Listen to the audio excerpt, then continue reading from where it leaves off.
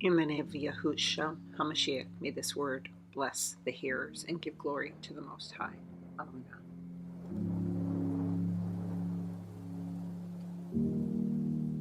Who are the Moors? The story of the Moors is a story of stolen and hidden identities. In this video, I hope to address that, but one of the primary things is that the Kabbalah says in order to enslave a people, you must make them black. Black actually means blanco, white. So let's look into the history of the Moors and who the Moors actually are. So in this part of the series, I am just going to track the transition of the Moors from Negro to Blanco. From Negro to Blanco. And this is not necessarily perfectly accurate because this is a lot of information to digest. It's taken me a while to put it together, and it's still not going to be perfectly accurate. So I again call on you to do the research yourself, but I really am trying to look into the faces of the aristocracy to actually see who's who. So this part of the series is called From Renaissance to Reformation and Royals Rebrand. From Negro to Blanco and back to Negro. So let's get started. I'm going to start with reviewing some of the history of the timeline of the Moors. Hopefully I can do that quickly. And then we are going to move into covering the royal lines of Europe from just about the time of the popes, then on to the Medicis, the Hohenzollerns, the Habsburgs, the Spaniards, the people of Portugal, the French, and the British, and how they all tied together. I'm going to be jumping around a lot, so please be patient with me because this is really a lot of information. But I will try and stay as on track as possible. And I think the most interesting thing for everybody is going to be to see the faces of these people. And, you know, of course, we have to address how everyone is misrepresented and whitewashed and assigned. There's a lot of error in the genealogies I'm finding. So it's very difficult to do, but let's get into it. So we're going to be looking at these families in terms of the time frame from maybe around the 1300s to the 1800s. And this is probably one of the most prosperous time, and this is around the beginning of the transatlantic slave trade as well. So this is the most prosperous time of Europe. So we're going to be looking at all of these families in terms of them being contemporaries at this pinnacle of European history, and then this transition from Negro to Blanco. So that's sort of the context that I'm going with here. So just for a quick review, we already established that the Mauritanians appeared about 1100 BC at the time of the height of the Solomon Empire in North Africa. And that was basically in the form of the Ephraimites of the Northern Kingdom trading with the ships of Tarshish out of the area of Gibraltar, what was later called Gibraltar, and trading all the way to North America and up into Europe. These shipping communities or people from these various nations worked together to sell goods between these various kingdoms. After the fall of the Northern Kingdom, it seems that many of the Mauritanians went out again to those areas or remained there. And we established that the Carthaginians were also descended from these Moorish people. They were called Barbars, they were called Moors, they were called Carthaginians. They resided in Egypt. And in 70 AD, at the fall of the temple in Jerusalem, there was another swell in the Moorish community in North and West Africa. But already many of them were already in Europe, in places like Britain and Spain. And a lot of them moved into Europe and began to take it over. And we've also established that it wasn't until 700 CE and perhaps 800, that's, I would say, about 17 to 1800 years after Mauritania was established, that the Arabs began to call themselves Moors. And the Arabs actually were mixed with the Ottomans, who were actually white people. They were not black Moors. And a lot of these Moorish people were force converted into Muslims. And so sometimes when we're talking about Moors who were Muslims, they're not necessarily genetically Muslims or genetically Ishmaelites. They are still the same people. However, once the Ottoman Empire took over the identity of the Muslims and the Arabs, they pushed into Mauritania and also pushed into Europe with the Moors. And of course, in 1492, we're going to see that the Jews were driven from Spain and flee back to Morocco. And of course, this is when all the Moors are fleeing back under threat of slavery and also having their children stolen. And today we know, present day Morocco is also called Essaouira. Essaouira. So that's my review. Once again, this period in which these black Moors are in Europe is called the Dark Ages, from about 476 AD to 1492. However, this was a time of the conquest of Europe by the Moors and the Negroes. And the Dark Ages are defined by the Europeans as a period of declining morals, public corruption, urban decay, increase in military spending. However, the Moors provided the vital link between ancient and modern civilization, light of knowledge, which illuminated the Moorish lands of Spain and Sicily, and they were instrumental in dispelling the gloom and ignorance that enveloped medieval Europe.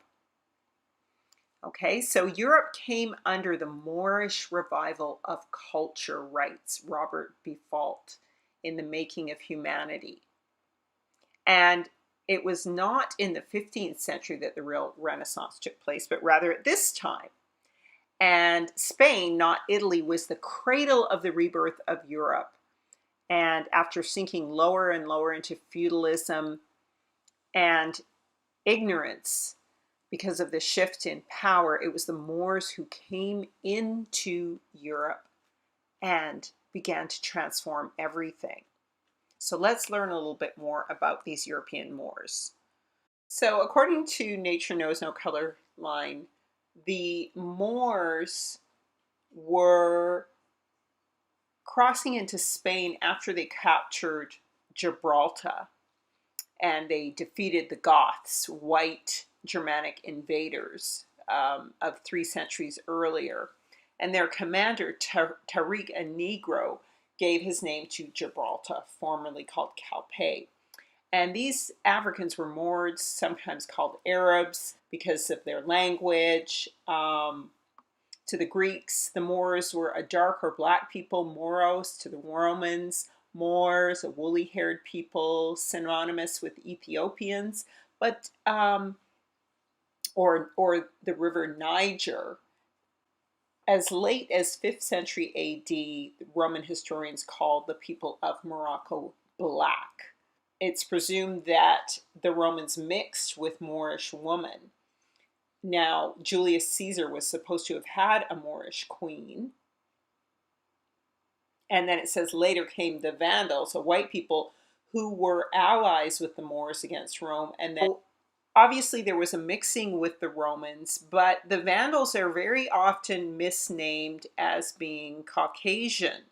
They're actually white. And we'll learn in a minute that Queen Charlotte of England considered herself a Vandal, and she considered, or a Wendell, and she considered those people to be Nigers, to be people of the Niger River. And once again, the Ottoman Turks were white Gentiles, saying that they were Arabs, but they often used, like I said before, the Negro Moors converted them to being Arabs and then used them in North Africa. So, as I was mentioning a moment ago, I'm just going to talk a little bit about Queen Charlotte because I'm here in Vancouver by the Queen Charlotte Islands. And as many people know, Meghan Markle is living out here with Prince Harry now. And of course, they shot their PR movies when Harry met Meghan out here. And so, I did a video on this a while ago. What I'm calling it is a rebrand for the royals. But I talked about the fact that basically the royals know what time it is and it's time to switch back to black. And so, with the movie and settling on the Queen Charlotte Islands and this uncanny resemblance between Meghan Markle and Queen Charlotte, and then all that's been happening in Europe with her being ostracized with the royals out there wearing, and the aristocracy wearing these Moorish brooches and so on, the subject's on everybody's minds. Now, to be clear, everybody among those royals knows that the true aristocracy are the original Black Moors of Europe. That's who made these very expensive brooches. And so it's actually fear of discovery or acknowledgement of the truth that this particular woman is wearing. I can't remember her name right now, but you can look it up, is wearing on her chest. And to me, it looks a little bit like a marketing campaign. Of course, nobody makes jewels out of slaves. Only wealthy emperors and conquerors make jewels out of the image of themselves. And so it just shows how much more relevant this time of awakening is. So let's talk a little bit about Queen Charlotte. She was considered a Moor. And she was the wife of King George III and mother to Queen Victoria. Now, I'm not so sure how true that is about Queen Victoria, because Queen Victoria has a very aquiline nose. And both King George and Queen Charlotte had very sort of rounded features. But we were able to confirm, and I actually found this on Frontline, that Queen Charlotte actually penned on the occasion of her wedding to the mad King George III and her coronation celebration, a call back to her Black roots. And this is what she says: descended from the warlike Vandal race, she still preserves that title in her face.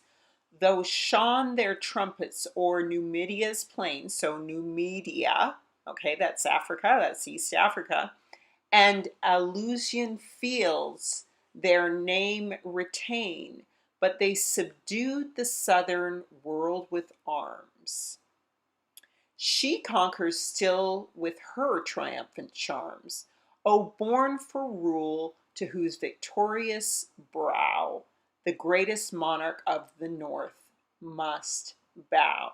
So she affirms in this poem at this time that was found at the time of her marriage and coronation, that she is a Vandal, a Wendell, and that she is of East African and Moorish origin. Okay, of Niger. She is one of the people of the Niger River. And of course, we have this wonderful picture of Queen Elizabeth bowing before Haile Selassie, which I thought I'd show you. I don't actually know that Haile Selassie is a true Ethiopian. I actually believe there's another man who is the last true Ethiopian king, but that's another story. But I just thought I'd put that in there.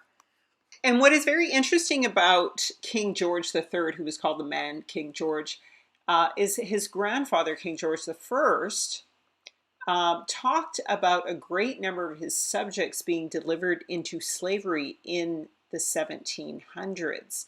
Now, this is well after the Black Arabs of northeastern Europe were conquering Eastern Europe and taking slaves.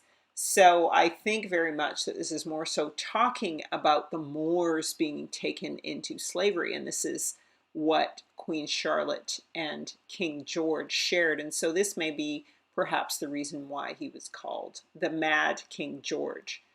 He had a very large family, and they seemed to have a very strong relationship. So I'm not quite sure that history is, as per usual, portraying him correctly. Now, there were definitely Negroes in Britain before Julius Caesar, and Irish folklore mentions this, mentions Black people. And so here are the British family's heraldry, images of heraldry. And what heraldry actually is it's defined as the system by which a coat of arms and other armorial bearings are devised, described, and regulated. Armorial bearings or other heraldic symbols, colorful ceremony. So all the pomp and heraldry, the art and science of devising, displaying, and granting armorial insignia and tracing and recording genealogies is called heraldry. The use of heraldic symbols or coats of arms as a means of identification spread through European nobility in the 13th century. So what happens is that we can look throughout Europe at all of this multitude of coats of arms. And we see up until like the 1400s, just hundreds and hundreds of these coats of arms with the black Moors depicted on them. And so whether it's in Holland, Greece, Switzerland, Portugal, Germany, you have these Negroes in these coats of arms, okay? And so here are some of the family names. I can barely pronounce them, but Bobes Havia, Grismala, Gerberwiller, Korkaskowski, so we're even in Eastern Europe, right? And you see these ones on the right, it says Mohr, M-O-H-R, okay? And some of these are Portuguese in the middle, and then the other is German here, Mohren, Mohren. And we look at all these French and Belgian coats of arms, French, Dutch, Belgian families with names of Negro. You see it's Mohr, Morel, Morel, Morel, Morelli, More with an E, Moreau, Mordson, Morand, Moride, Mormon, Moraes, Morel, all of these various iterations, variations of the name Mohr. And so we look here at this particular set of coats of arms, this last one here, and it says, as shown in Holland and Germany, where Swart, Swart, and Schwartzman, that is black, there are families with such names with Negroes in their coats of arms. Belgium has several Moors, Moor van Immersel, Moors with Negroes. Some could have been Negroes in the army of Spain when the latter ruled the Netherlands. So Poland has Mora with Negro. France has many families with Moret, Morel, Morecad, Morot, Moreau, and many other derivatives of Moor are represented by the Negroes. Le Noir, which is still used in France, means black man, and French families with branches in Anjou, Normandy, Brittany, Bon has Negro, family Nigre is still used by the French for Negro. Okay, so the evidence is overwhelming. There's over 490 German crests with black Moors on them from this time period. Originally, the black Moors during their reign in Germany had their heraldic traditions for war and ceremony. And later on, as their empire waned, they served in the courts as musicians, servants, confidants, and they even served in the church as priests and nuns. And actually, this was from the beginning. They were serving as priests and nuns to the Gentiles because the Gentiles did not know the Messiah or the true faith. You can see in this image, Germany had a black Queen of Sheba in their Bibles. And also, the Prussian Empire or the Teutonic Knights held sway very powerfully in Germany. In July 15th, 1410, there was the Battle of Grunwald, the Crusades against the pagans, and we see this on the right. We see Ulrich von Jungingen, and he's fighting against the pagans. On the left, we see a whitewashed image of him, and he was the 26th Grand Master of the Teutonic Knights, and Teutonic coming from the word like Teutonic, like Deuteronic, like the book of Deuteronomy. White Europeans at this point in time had converted to Christianity, but the Christianity that was going on in Lithuania in 1386 was a different kind of Christianity than what these Moors had taught. And so this king of Lithuania had married the queen of Poland, and there was this war over what they believed in. And why was that? Because the Moors were Nazarenes. They were Hebrew followers of Yeshua, and they believed in the order of Melchizedek. And they did not accept the conversion of the Lithuanians because it was based on Catholicism, what they believed to be a false religion. So this Battle of Grunwald captures the moment of the defeat of the Moors. And you see this Teutonic Knight king wearing his black cross-like belt as he's being defeated in all his glory here by the army. Later on, we have Albrecht von Hohenzollern, who is the Duke of Prussia from 1490 to 1568. And he is part of the Habsburgs and the Hohenzollern Empire. So these are the Moorish Germans, the black Moorish Germans. And of course, you see them evangelizing throughout. And a little bit more evidence we can find as to the difference in the religion of the dark-skinned Moors versus the Christians and Catholics was that these 40 soldiers in Europe, okay, refuse to reject the Messiah and convert to Constantine Christianity, and they throw themselves in the ocean after almost freezing to death. So again, it's a different faith that the Moors were teaching as compared to the Constantine Christianity or Catholicism or even Protestantism.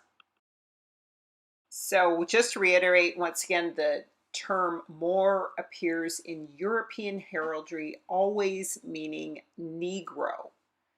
And it's the heraldic term for the head of a black or Negro man, okay? And the Greeks, again, called them Moros, which I told you in my earlier shows, and it means black or dark.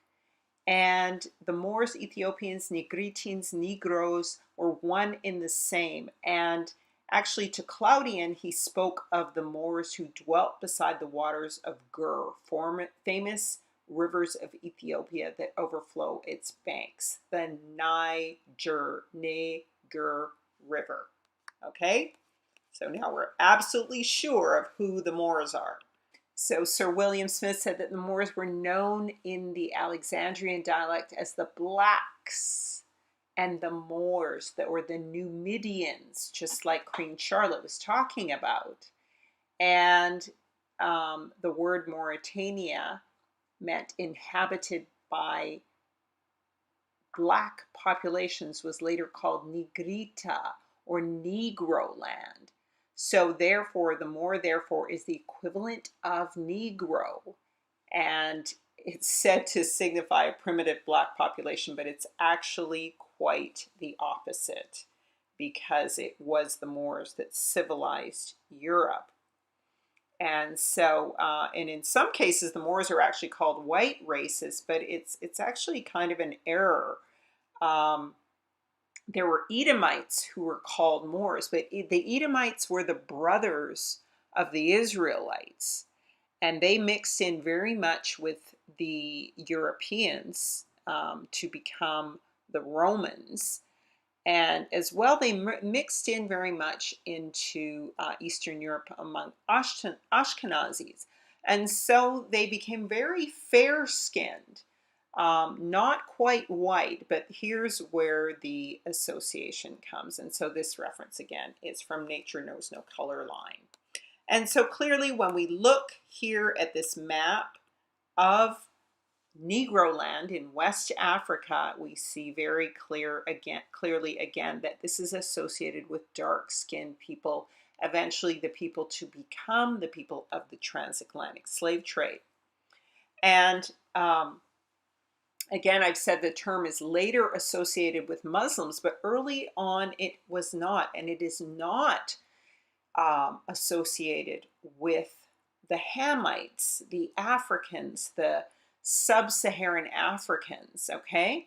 So according to Zondervan's dictionary, Ham was the youngest son of Noah, and he was one of 8 persons to live through the flood, and he was the progenitor of the dark races, not the Negroes.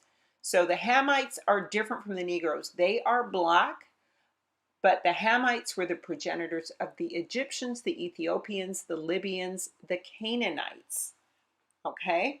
But the Negroes are a different people from the Hamites, okay?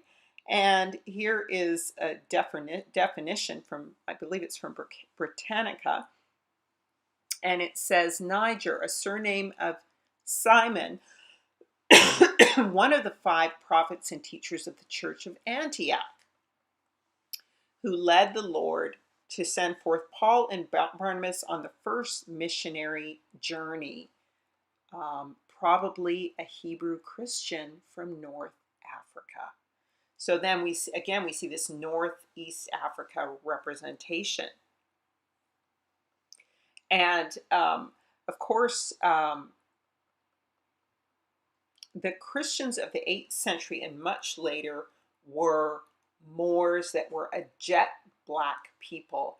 And so much so that even in Shakespeare's time, Moor was used to signify the unmixed Negro, although eventually they do mix in with the brown Negroes. They start to differentiate the terms. But according to Shakespeare, this was meant to describe the black Moors of Europe, the term Moor.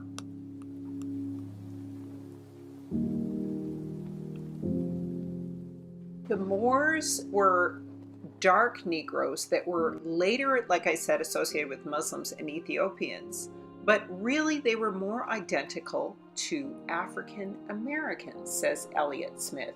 Negro admixture is so evident among the Moroccan population that the word Moor is often used to suggest Negro influence, and we see it in blackamoor.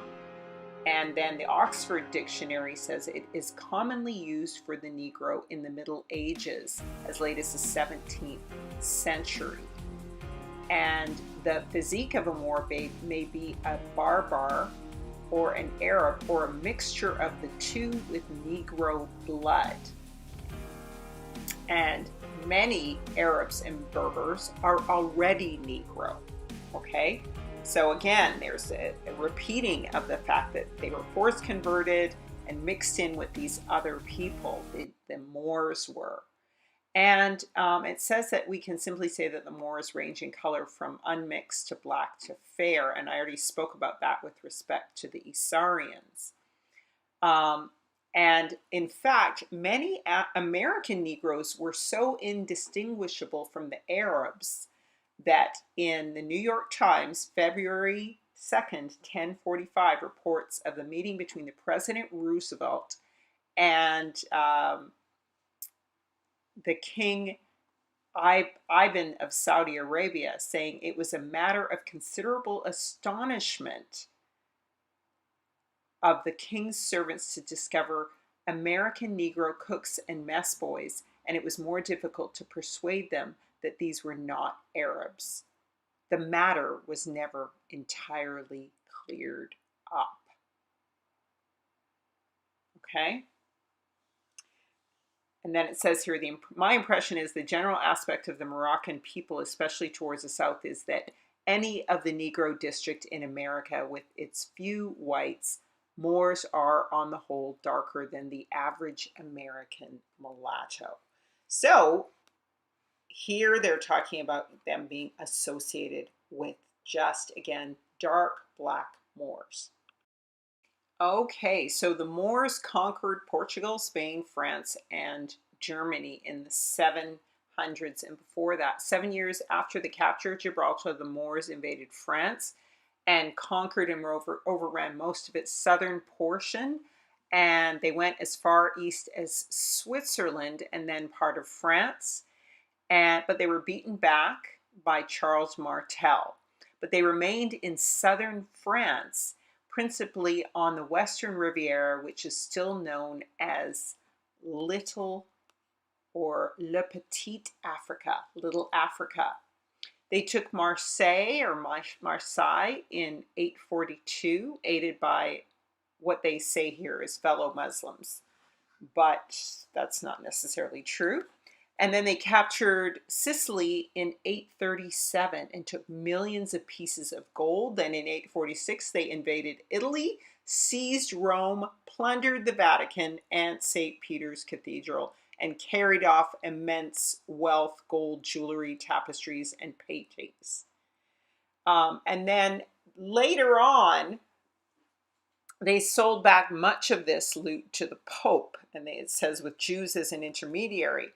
But what you've got to understand is that the Moors were Jews, Arabs, and people of Niger. They were all kind of one people they're talking about here. In 982, they defeated Christendom under Otto II of Germany, and a bunch of unmixed Negro troops, most of them from Ethiopia and Sudan, furnished a large portion of the Moorish or Saracen troops and then dominated most of Italy for years, parts of it until the 13th century, where they were swamped by invasions from the north and then absorbed into the Italian population.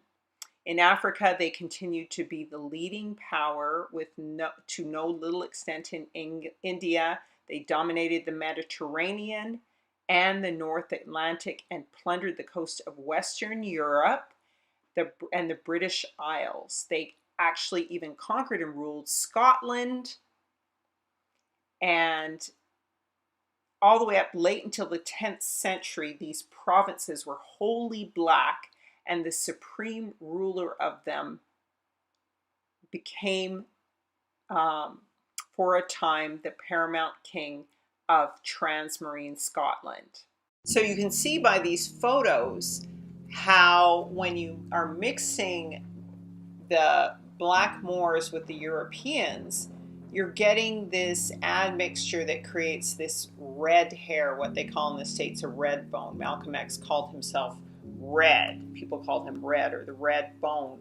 And this is various aristocracy in Italy who are painting this um, racial admixture of Moor and Gentile. This is Sofonista, who is one of the female painters of the time in um, Spain and Italy, who painted many royals and even her own family. Sofonisba Anguissola, and she was Italian. So you see how this transition is taking place. Now, I want to be very clear with you that the original people of the North African and Niger regions, as I said before, they were not Hamites. So they were not midnight black people. The true color they were known as before they started mixing in with the Gentiles and before they started mixing into sub-Saharan Africa was as maroons, Mooroons, this Moorish red brown color. And it's actually the same color as burnished brass. So you can see from these sculptures from the 1800s and earlier, these are all images of Moors, okay? And they have this maroon, red, brown, burnished brass skin color. This is a life-size young Moor. Notably, he's holding a candle, standing before a Moroccan footstool, and this still makes a significant reference to bringing light to the world, to their spiritual practices. And then these statues are by a Charles-Henri Joseph Cordier, and they feature the African Venus and the Yahudian, this man from the Sudan. Now, I am not quite sure that these sculptors are named properly or the titles are. But once again, just keep in mind that the Moors' true color was a burnished brass skin color. And they were most frequently, again, referred to as black and then brown. Now, the Moors did not consider themselves, as I've said to be Christians. They called themselves Natsar, Nazarenes, and their hair would be referred to at times as Nati. So like the Nati dread in Jamaica. And so here's a description of them, again from Nature Knows No Color line. And Chaucer describing a yeoman, so this is the very famous Chaucer, and this is centuries before Shakespeare used it in connection with color, the term Moor. Describing a yeoman, he says, a knotty head had he with a brown visage. So again, this is this brown maroon color. And then Andrew Brody, a century or so after Chaucer, uses it in connection with Negroes, and he says there will be many Moors brought into Christendom in great cities and towns to be sold. They have great lips and knotty hair, black and curled, and their skin is soft, and there is nothing white but their teeth and the white of the eye. And it says that is knotty, for Negro hair preceded the use of the Danish kink or kinky. The term now is used in the United States. However, knotty still survives in the West Indies for the hair of the Negroes. Okay, so this is telling you these are people whose hair naturally dreads, and you can see by this noble woman in this sculpture that it was quite a characteristic of beauty, and it was associated with the Natsars, the Nazarenes. They did not call themselves Christians, they called themselves Nazarenes, because Christ was a Nazarene. So their faith was very different from the European Christian faith.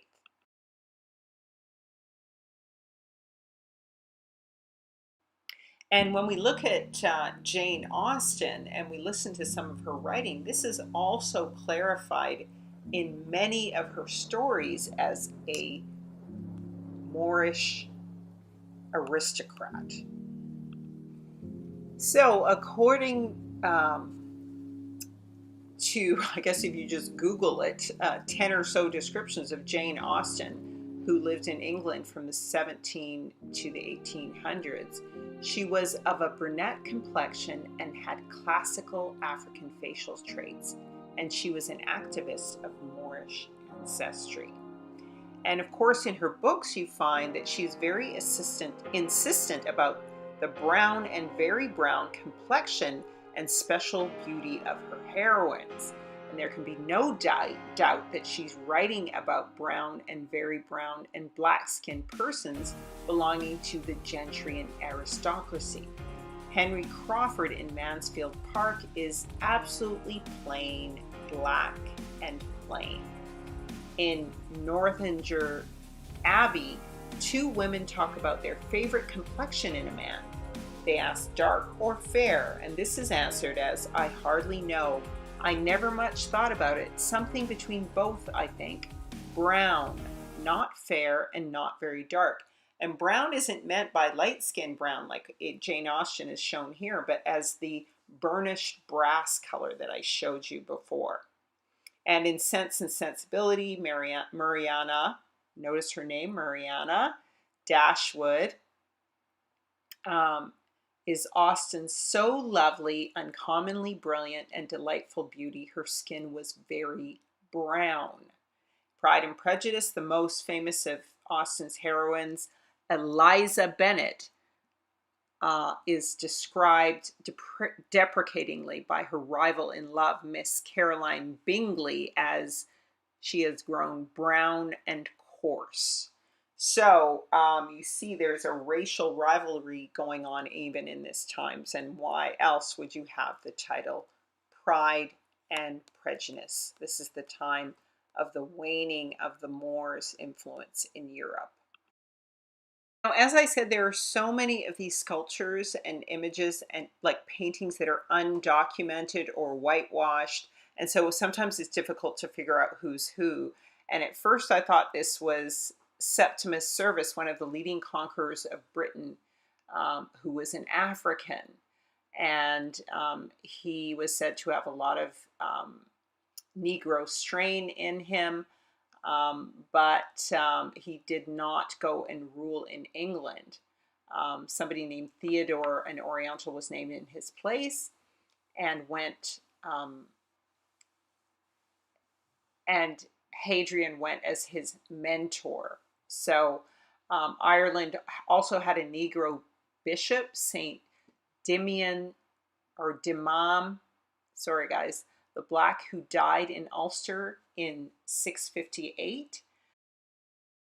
As I said, I'm still figuring this out and figuring out a lot of these paintings. So this was another version of what I found on this huge sculpture of this black man. And he was also named as Pope Gregory I, or Germany's Gregor the Moor. Okay, so again, we have a black Moor in Germany. Gregor the Moor, 1350 to 1683, so the bracket is pretty wide in time. They talk about the Theban Legion that was led by Saint Gereon, so Gregory, the patron saint of soldiers whose bones were discovered in the church that bore his name and whose cult supported a dramatic expansion of the church between the 11th and 14th centuries. And then, so that is Gregory the Moor. So again, he's not wearing a pope-like hat. He's wearing a different kind of an open sort of a hat. And so he may be evangelizing more so than that Tsar way than Christian, Catholic, or Protestant. Also, you know, in referring to him as Pope Gregory, he's commonly known as Saint Gregory the Great, a pope from the 3rd of September 590 to the 12th of March 604 AD. So this is far earlier. And he was famous for instigating the first recorded large-scale mission from Rome, the Gregorian mission to convert the then pagan Anglo-Saxons in England to Christianity. So, but this sculpture apparently sits in Germany, is where it is. And it's quite well known that there are many Welsh folk tales that mention black people, unmistakably Negroes, in the story of Peredur the Mabinogion.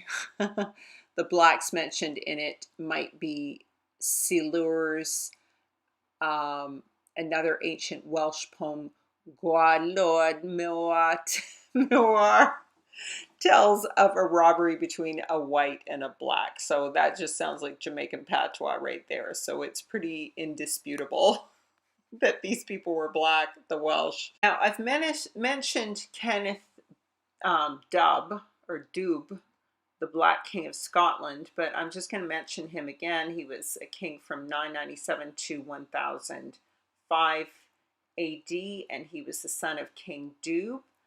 And Kenneth was also known as Kenneth the Niger, and Dubh, the surname, means black man, and he was among the dominant Moors in Britain during the 10th century.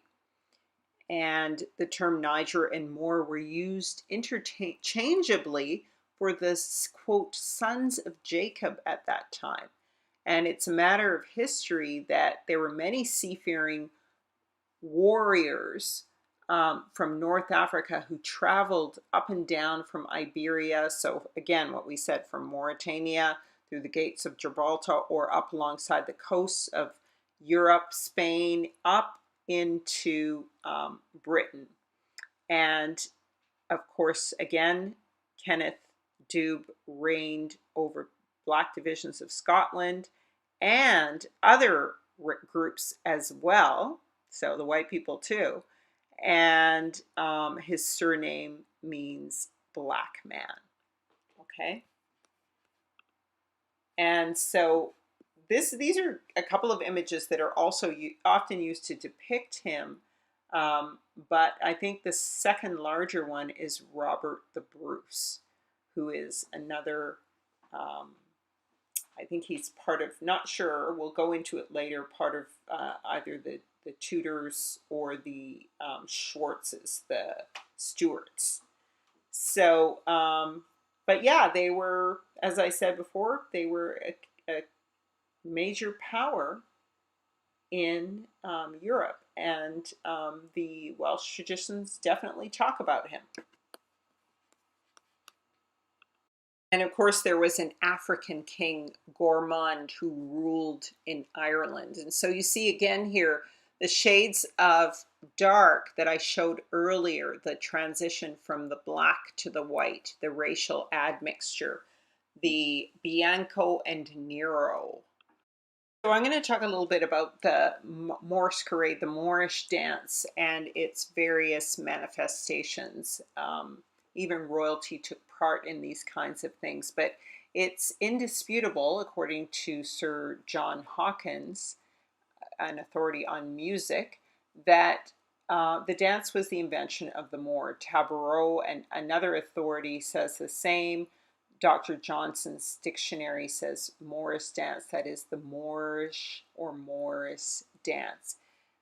Its Negro origin is further seen in that the white dancers blacken their faces to dance it. Okay, but it eventually became a mockery, but it was also an emulation in much the same way you see a lot of white kids dancing to black music, or dressing like black guys with the pants, or, you know, singing rock and roll or jazz or blues or hip hop or rap. They take on the pantomime of these black people because the culture is very appealing.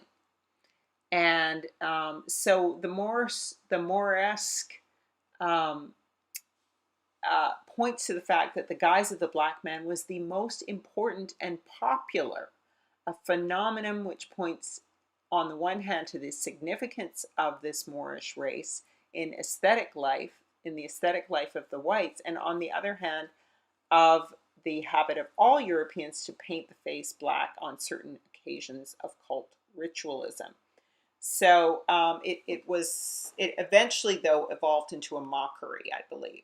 There was a Moorish dance that was in Moresca, and this is in an old town hall in Munich. They also took place in England, and but a lot of times they're represented as white people in black mask, and I think it's because they eventually overcame the Moors, and so it's a mockery. But originally, the Moors were probably doing their own celebratory dances, just as they did their heraldry, and then this became a mockery.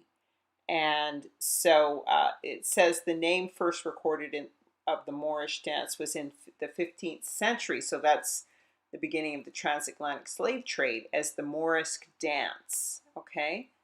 And it entered English via Flemish Moorisk dance. And it was used in Germany as well and Croatia. And so these are all the places that the Moors first conquered and then who then turned around and enslaved and conquered the Moors. And so just to affirm the presence of the Moors in Wales and Ireland, I just want to talk about the fact that the Welsh, as I said before, they mentioned black people. But when you look at the bloodlines of white-looking, quote, blackamoors in northern Wales today, we find that they have the same haplogroup, the E1B1A, as the West Africans, like the Igbo, the Ashanti, the Bantu, and African Americans. So you see it's very common, the E1B1A, and this is according to Welsh Genetics, Abstracts and Summaries. So it's very clear that even though they cleared out the DNA imprint is still there. And I am not a DNA expert, so this could all just be meaningless. But regardless, this is what is currently being said today. Of course, I'll mention again the long march of O'Sullivan Bear, when he was fleeing invading English forces to seek refuge from Irish clans in the north of Ireland. The O'Sullivans had 400 soldiers to protect their 600 women, children, and servants who faced death on such a march. And so you can see this is definitely a Moorish-looking brother. Now, I want to move on to just the difference in class between the Europeans versus the Black Moors. Constantine actually prohibited marriage with the heathen, with the Europeans, okay? Nations of the north and his people. This is according to Nature Knows No Color Line. Mixtures of whites and black in Greece, Turkey, and Central Europe. So the Byzantine or Eastern Roman Empire, like the Western, was a great melting pot. Arabs, Armenians, Jews, Negroes, Nordics met and mingled, disregard of grace. And Byzantine rulers took their title from Basileus from Ethiopia. And such prejudices as existed were tribal, national, and religious. Such prejudice as existed against race in the matter of marriage were directed chiefly against the fair whites to the north because they were considered heathen. Constantine the Great issued strict orders against even marriage of their princes with his people. So basically, it was not popular to be white. It was more popular to marry in amongst the Moors. They had the faith, or the Natsar, and they had the culture, and they had so much to share. And that's why everyone said, and still says today, I want more. Regarding Sicily, in the region of Italy, there was Johannes Moris, who again was a 12th century Black Moorish ruler. King Henry II of Italy, and he was also a Holy Roman Empire, emperor of Italy and Germany, was clearly a black king. And here's even a fresco of King David from the Hall of the Giants in Trinci Palace, Foligno, Italy. So we see King David represented here as being black. And this king, this Roman emperor, Henry II, was the Holy Roman Emperor during the time of the Ottonian dynasty. Okay?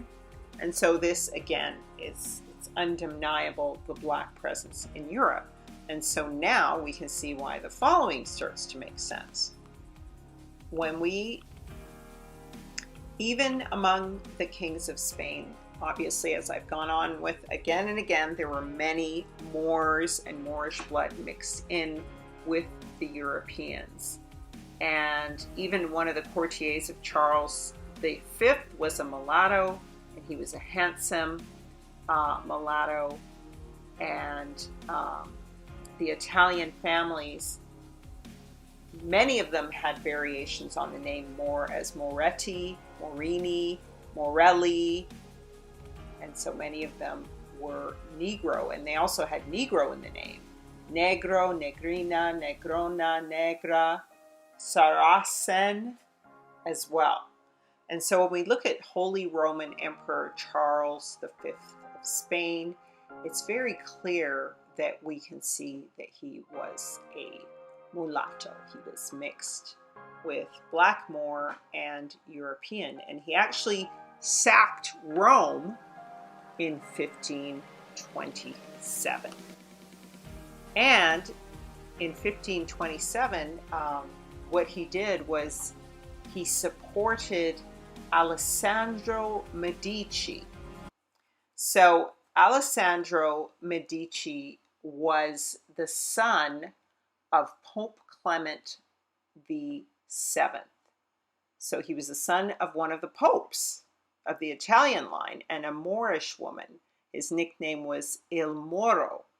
And he was over the Florentine Republic after Charles V sacked Rome.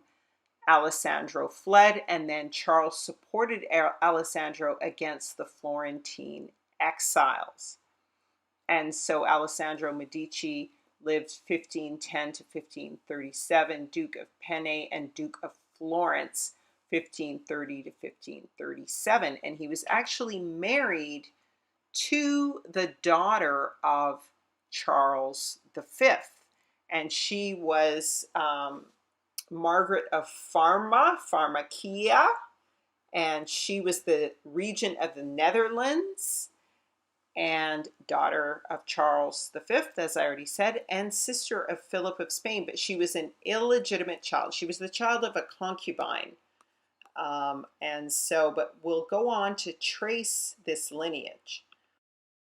Now, keep in mind the numerous times that Rome was sacked, and with the various popes, what happened was that there wasn't a wholesale military control of the earth in terms of empires for Rome. Instead, there were feudal systems where there were scrimmages. So what they did was they used religion to manipulate and unify people. And so sacking Rome was almost like a publicity stunt for the Holy Roman Emperor Charles V, because it was after his rule that the papal bulls and everything were issued to send the Black Moors into captivity and to go over to North America and South and Central America and Africa and put everyone into captivity. So I think very much that Charles sacking Rome was a publicity stunt and the beginning of a new way of ruling. What's interesting is that the Medici symbol is the exalted horn and the rhinoceros. And this was the emblem of Alessandro de' Medici. And of course, in biblical prophecy, it talks about this single-horned animal, the rhinoceros, it refers to in scripture, exalting its horn and ruling and trampling upon the children of God, running over them. And so it's very significant that this was his emblem.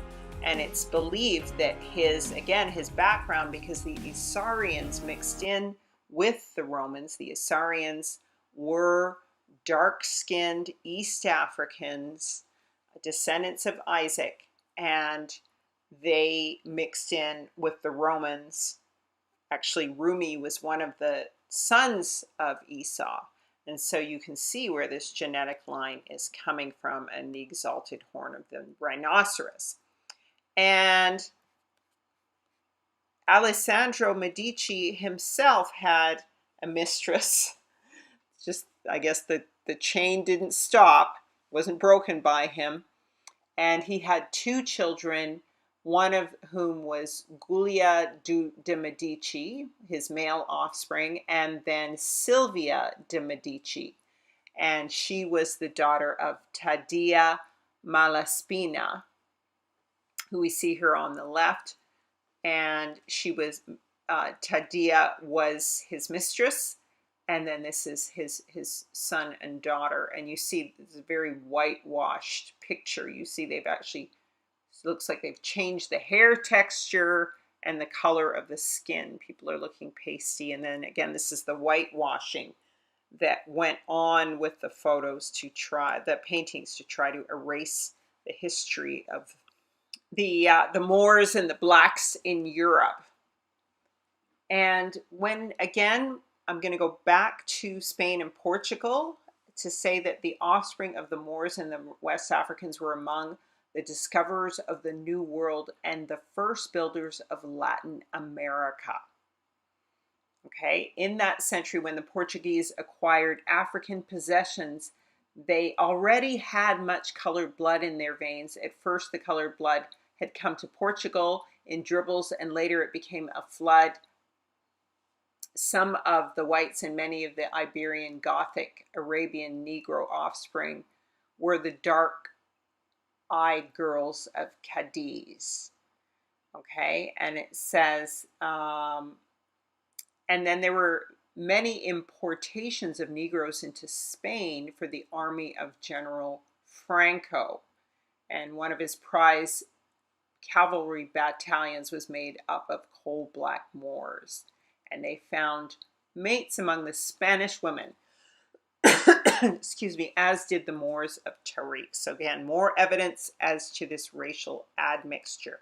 And race mixture was so common in Portugal that even the royal family was mulatto. And this is kind of jumping ahead a bit, but John the Fourth shows an evident Negro strain, and John the Sixth was described as a dark mulatto by the French Duchess d'Ambrantes. Of course, they were mulatto. Also, most of these people were, is what you're going to find out.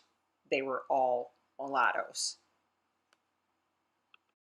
And of course, mulatto is a derogatory term, but that's what the Spanish would call them, because the root word is mule. So anyway, they were mixed race, and one of them, the major ones, was Manuel the First, the king who ruled over Portugal from 1495 to 1521. And his reign was also Portugal's golden age, when Portuguese explorers sailed to the far reaches of the world, and he sold countless Moorish children into slavery in Guinea and Angola, after robbing the Portuguese Jewish Moors of their treasures. So the black Moors were robbed of their treasures and their children, and he authorized it. He was known to be a tender-hearted king, but all kinds of machinations happened around him to change all of that. And so let's get into that. Now, there were kings previous to him. According to the book America by John Ogilvie, King John I had already sent the black Moors of Spain and Portugal to Saint Thomé and Guinea to be used as slaves. Actually, the offspring and the children, they tended to murder and destroy the men. Hence, there were tons of catacombs and piles of skeletons in Spain. And with the children were sent off to, I think it was 3 to 14 years of age, were put on ships and renamed Christian names and dumped off on islands where there were lots of criminals. So according to John Ogilvy's book, that John III, King of Portugal, sent a colony thither above 200 years before, whom, though the unwholesome air destroyed, yet the place was left not desolate. For he sent a few inhabitants, who first settled in Guinea, next in Angola, and lastly on the island of Saint Thomé, that so they might be better used to the air, that the said king sold all of the Jews, or who are also called Black Moors, for slaves that refused to embrace the Roman religion, and caused their children to be baptized, from whom, coming thither in a great number, most of the present inhabitants were descended. So the children of Angola, the slaves of Angola, St. Thomas, and Guinea, which is where all the major transatlantic slave trade began, were all drawn from the Black Moors of Spain, and King John was the person to initiate it. Now, when King Manuel came along, he tried to give grace to those Moors who fled to Portugal, but he was bought with Maria of Aragon, okay? And he was bought, she was given to him as a wife so that he could rule over Portugal, okay? So Maria of Aragon, June 1482, 7th of March, was a Spanish infanta and the second wife of Portuguese King Manuel, thus Queen Consort of Portugal. She was given in exchange for selling all the Black Moors of Portugal into slavery, and this secured King Manuel's position as king. Her daughter was Isabella of Portugal. When we look at Manuel and Maria of Aragon, we see, especially with the top picture of Manuel, that, and then Maria, again, the shape of the eyes, the top and the bottom of the eyelids, the fold of the eyelids, the thinness of the brow, the broadness of the forehead, those kinds of things are echoed in Isabella of Portugal. And so it's easier to discern that this is a particular family line. There are so many fake and lying images out there of the royals, but when you start to look at them together in these various groupings, which we're going to go into, you can see a stronger and stronger resemblance between them when you're looking at these pictures of these dark-skinned or mixed race people of Europe, the transitional people between Blanco and Negro. And Isabella then went on to marry King Charles V of Spain. And King Charles V of Spain, you see here on the right, the King Charles I talked about earlier, who I said was a mulatto, whose daughter Sophia was married to Alfonso, the Medici Alfonso. He married Empress Isabel. He was Holy Roman Emperor, and he married Empress Isabel of Portugal, who became mother of Philip of Spain, the King of Spain, Philip II of Spain. And so you can see, if you look very closely at the features, you can see very clearly and very well that when you look at the features of King Charles of Spain, the Holy Roman Emperor, and the features of Empress Isabel, you see around the eyes, the eyelid and the side of the eyelid and the shape of the brows, you can clearly see that this Philip II is the offspring of the two of these people. And there are so many terrible images out there that try to show you who Isabel is, or that represent King Charles V as Caucasian. The younger picture is him on the left. It's an Italian picture, and then on the right is a Spanish painting. But when you look at the features of these two people, you can see the parentage is very clear, that they were the parents of Philip of Spain, who was the next great monarch over Spain. Great in quotes, because again, they sold all the Moors into slavery. And now a lot of times they will show this image on the left of Charles, the Holy Roman Emperor, and say he's some Italian guy, but it's very clear that he is much younger on the left than he is on the right. He's probably in his 40s, early to late 40s on the right, and on the left he's in his, very likely in his 30s. So, and the picture in the middle is actually two different pictures of him from America. There is a painting in a museum in the Americas of him and the Inga tribes, and then all of his offspring. And so let's take a look at that just to validate his identity one more time. So again, this painting at the Larco Museum in Lima, Peru, features and depicts the Inca or Inga emperors, and then subsequent European emperors of the Inca. So these are the Spanish emperors. And what we have here is they date it to about circa 1800, because the first entry is Charles I, seen here on the left, and he's also seen here on the right in another painting. And then the last of them are images of his sons all the way to Ferdinand VII. So it's the Spanish male dynasty is depicted. And so here's a better picture of it. But both of these before I show you that, here's both of these pictures here are of Charles on the left, very young, and a bit older on the right. And so here is the picture, a larger size of the picture of Charles on the top right-hand corner, and the Inga emperors to the left of him. On the bottom are his offspring, his lineage. And I think it starts with Philip III there to the left, but I'll show you another picture where it actually starts with Philip II, and then Philip III, and so on and so on.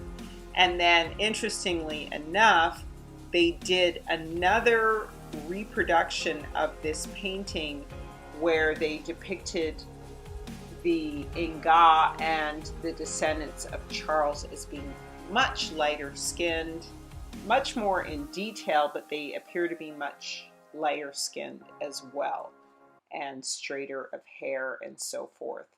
So even then, a whitewashing process was going on in the second version of this painting.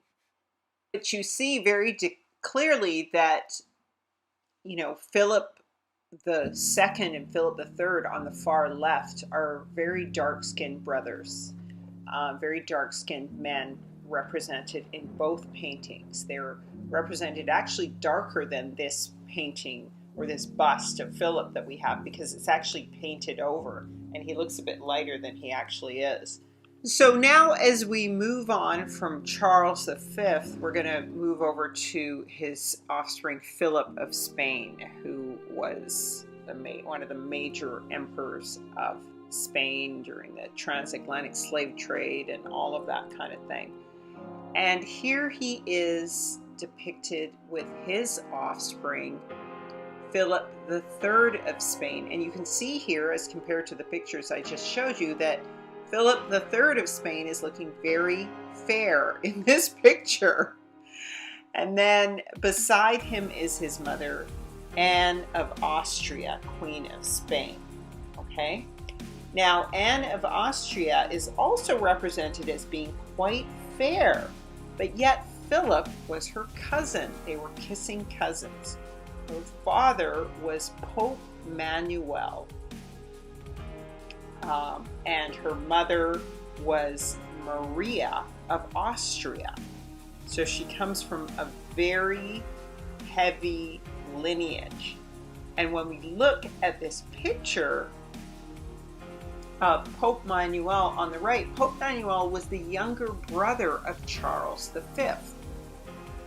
And then next to him is his wife, her mother. And so how it would be that she would turn out to be this blonde-looking woman is quite surprising and questionable. And although this at the same time is a very beautiful, high quality painting, and I do think it's legitimate. I think just she has been whitewashed a bit, and also there are a lot of fair-skinned and sort of blonde-looking mixed race people. So, but it just shows you Philip, and now she's misrepresented as being his niece. She's actually cousins of Philip. And according to biblical law, you can marry your cousin. You can't marry your uncle. So it's just curious that they would mislabel the relationship in that way when we look at the younger brother of Emperor Charles, Maximilian II. He was obviously from the same family. And when we look at his wife, she was about the same shade or color as the mother of Prince Philip or King Philip II. So there's no reason why she would have turned out this light. But regardless, that's the connection between the two, is through that Habsburg and Hohenzollern Empire, as well as the popes. So, so again, you can see this is coming from Austria. This is coming from, again, those Prussian empires, the Slavic Black empires. These are where this is where the line of the Holy Roman Emperors is coming from. And these were the same people who sacked Rome. So, King Philip II had another wife who was of the French and Medici Empire also. And her name she was a French princess, daughter of Catherine Medici, Elizabeth Valois, Queen of Spain. And she was the wife of Philip before he married his cousin. She died quite young. Elizabeth Valois died quite young, and we're going to go into her whole family line in my next video, but they were completely cursed. Catherine Medici was called the Black Queen, and she was cursed. And this young woman died quite young. She was born in 1545 and died in 1648. So she was 23 when she died, but she did give birth to two daughters, Princess Isabella Carla Eugenia and Catalina Michaela Emmanuel, or Catherine Michelle, Duchess of Savoy and of Spain. So both of these young girls went on to become duchesses and princesses. And with Princess Isabella on the left, outliving her sister. So here's a picture of the two sisters. And of course, the female line came through Isabelle de Valois, or Elizabeth de Valois. And so obviously the male line got the kingship, right? but nonetheless, these two young girls did very well, and they are called the Sisters of Spain.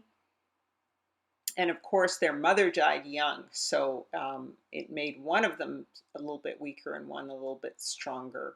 I think the eldest sister, Isabella Clara Eugenia, was the stronger one, and she lived into her late 60s. And so here's the two of them holding hands, and you see the intricate detail that these painters, this particular painter, um, Alfonso Santos Coelho. You're going to find that when you find more of these true royals, the true Moorish extract, Negro extract, or Isaurian extract Moors, you definitely find that the quality of the paintings are much better. And the lighting is good. They're not as whitewashed. So, so those are some of his offspring. Some of them died. People had a lot of children back in these times and they died. So that's as far as I'm going to go right now. We're going to get into the Medici Valois family next. I just want you guys to take a look at this breakdown of some of the women of these families, these royal families that were mixed with the Gentiles, okay? And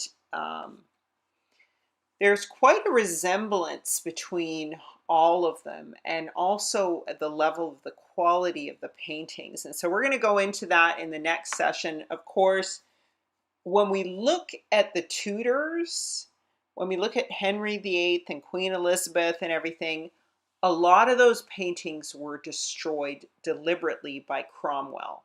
He just ripped through and destroyed most of their family paintings. So oftentimes when we're going to be looking at their paintings, they're going to be paintings that were done in France or Spain when they went to visit those countries, those family members, and to become engaged to marriages with one another. There's not much surviving of the Tudor and the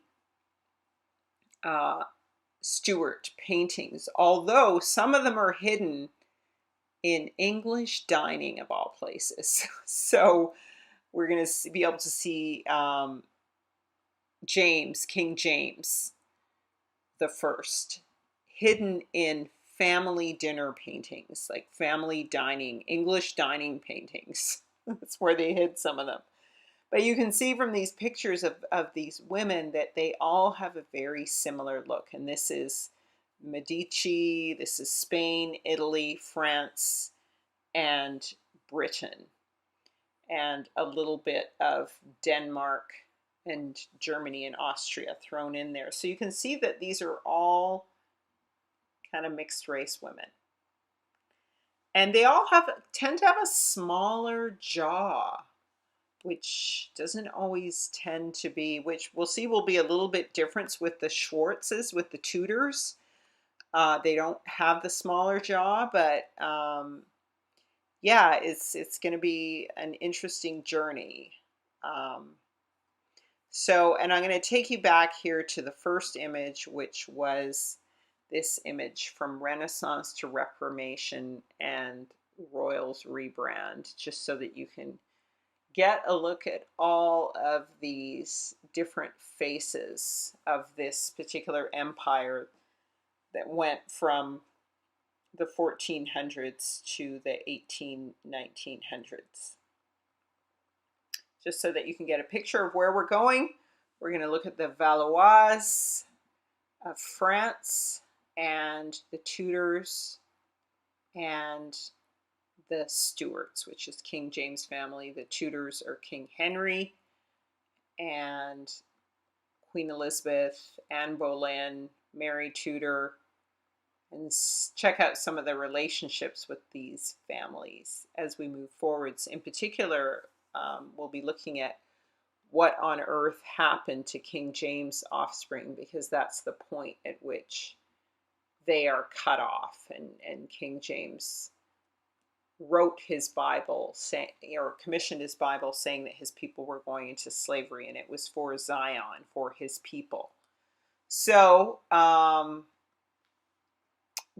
going to draw some relationships there. I hope you guys have enjoyed this. Like I said, this is not exhaustive. This has taken me about 1.5 years. Like, honestly, almost 2 years for me to get all figure out these pictures, because there's so much visual confusion out there, so many whitewash paintings. Like, even how they represent this young Isabella Clara Eugenia. They even have these weird looking paintings of her that don't even resemble her, completely whitewashed, with nowhere near the quality or consistency in family relationship pictures, you know. So it's quite interesting what's been done. But you know what? This was all by design. You know, this is the clear sign that these Black Moors would discontinue from their inheritance and their identity. And this is how it was done. And as I've said, a lot of these people could very well be, and especially if you're dealing with, you know, the popes and the Italians, the Medicis, etc., you're dealing very likely with Isaurians. You're dealing with Herodians, descendants of Herod and Esau. So you're not necessarily dealing with the true Black Moors, the Niger Black Moors. These are the brothers of the people of Niger, the Black Moors of Niger. So that's who the Isaurians are, as I mentioned in the beginning.